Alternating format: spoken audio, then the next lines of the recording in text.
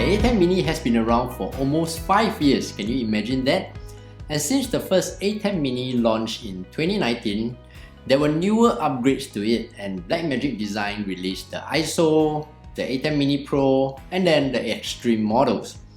How many of you started off with the OG model and slowly upgraded your equipment, just like myself? Hey, what's up everyone? I'm Steph. I run a production house here in Singapore, doing photography, videography, live streams, and basically everything tech. Welcome to my channel. Well, it's 2024 this year, and thanks to the hugely successful range of ATEM Mini products, which captured the prosumer market, Blackmagic Design has its foot firmly planted in the live streaming and broadcast market, which probably explains why there are still so many users of their products. The reason why I started talking about this at the start of this video is because not only there are still so many current users of the ATEM Mini products, every day there are also new users coming in to learn how to use them. If you have been watching my videos and following my channel, you guys will know that I'm a long-time user of the ATEM Mini products, and they are my go-to equipment when it comes to going live, either for my weddings, corporate jobs, or even just creating videos on YouTube like this one. And in today's video, I will share with you, in my opinion, in my experience for many years of using ATEM Mini products, 7 of the most useful tips if you are starting to use the ATEM Mini, or if you are planning to purchase one sometime soon and you are in the midst of doing your research now. So without further ado, let's dive right in. Changing your multi-view screen layout. When you connect a monitor to your HDMI out port of your ATEM Mini, you can monitor what your live stream feed is showing. You can set it to preview mode, program, clean feed, or more commonly, we use the multi-view because in the multi-view display, you can see almost everything you need to monitor during your live streams. So basically what I'm talking about is your preview and program mode, your audio levels, your cache level, your recording disk space, and so much more. However, do you know that you can actually customize this view? You know, the thing about customization is such that no two persons can have the same layout as each other.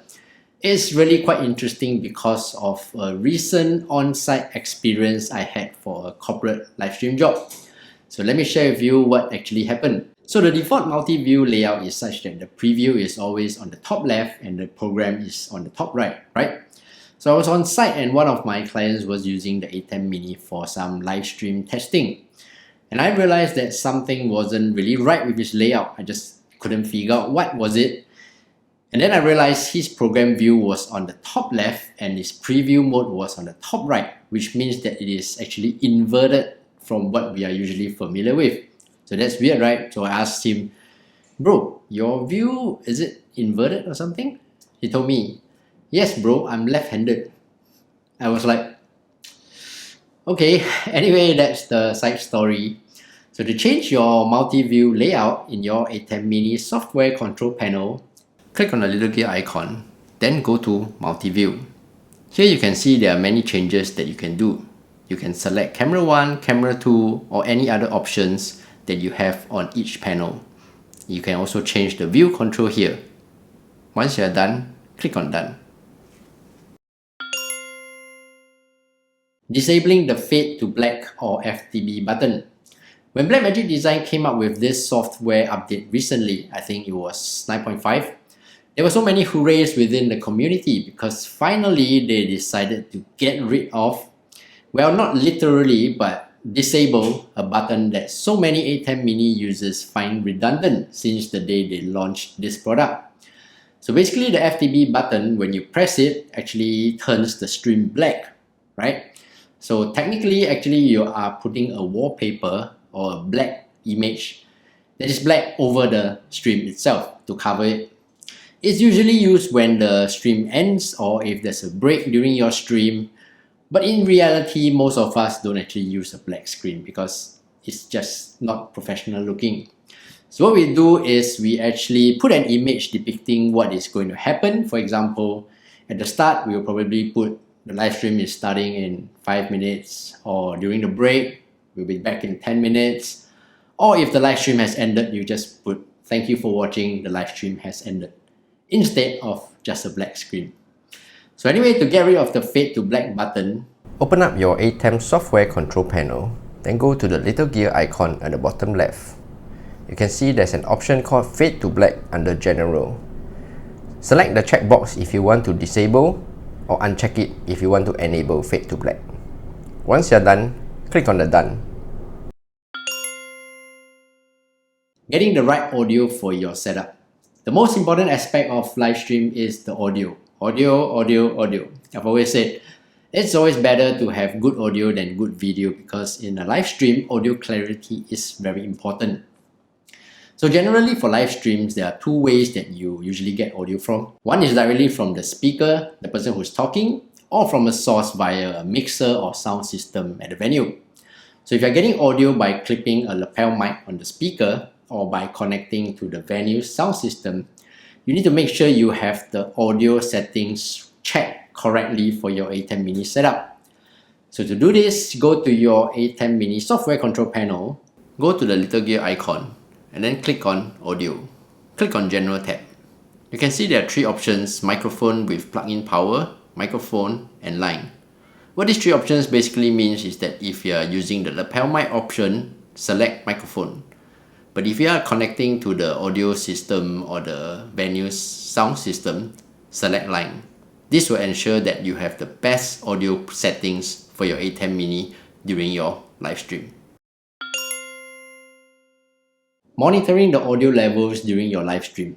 As mentioned in the previous tip, audio is so important, right? So making sure you are monitoring audio throughout the stream is actually your top priority during live stream. And that means firstly, getting a good pair of headphones for your setup.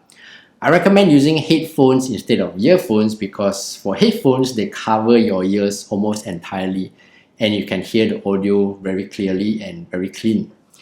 Any unwanted sounds such as static or background noise, etc. can be picked up easily, and you can address them instantly the moment you hear them during testing or the actual live stream itself. So for example, if someone at the background is talking very loudly, you can actually pick it up from your headphones and then address the issue right away. Also, making sure the audio levels are visible to ensure the audio does not peak or is too low.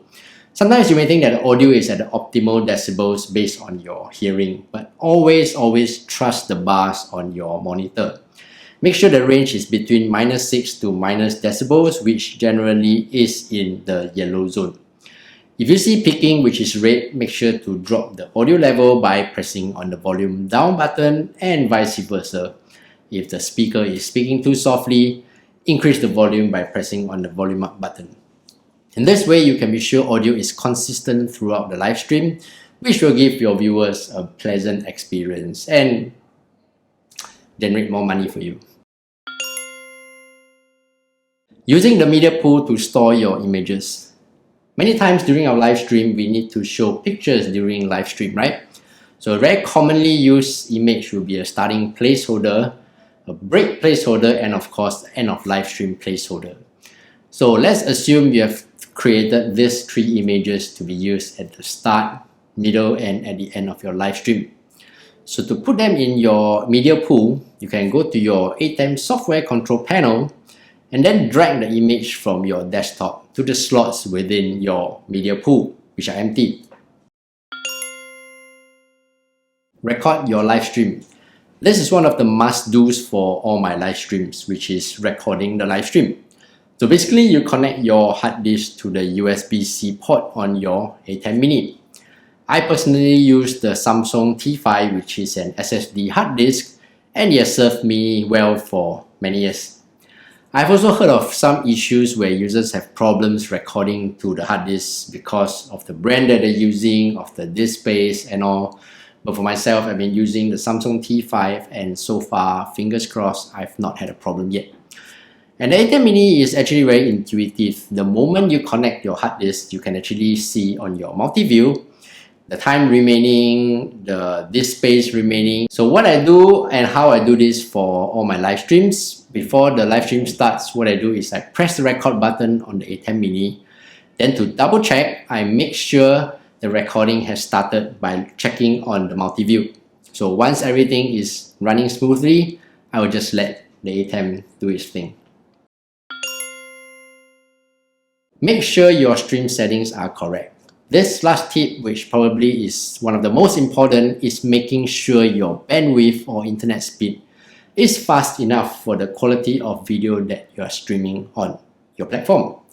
So if you are streaming to YouTube, Facebook, or any platform that requires internet connection, you have to make sure that you select the right settings for your live stream. So to check your internet speed, go to speedtest.net and do a quick run when you are at the venue. And then based on the results of your upload speed, select the relevant video quality for your stream. A general rule of thumb for you to run a high quality YouTube stream, you probably need about 7 to 8 Mbps of upload speed. But if you sometimes find the video lagging, or if it sometimes hangs or is staggering, just drop it to a medium quality to ensure a smoother stream. You rather have it streaming at a lower quality but smoothly than at a higher quality but it hangs. So there you have it, 7 useful beginner tips for new ATEM Mini users, and I hope after watching this video, you found some of these tips useful. But if you have your own tips to share, do let me know in the comments below so I can create another similar video to share more tips with other users on this channel. And if you enjoyed this video today, don't forget to give it a like and subscribe for more future videos like this. Anyway, before I go, just a quick shout out. I've created new social media accounts dedicated to this YouTube channel on TikTok, Instagram, and Twitter.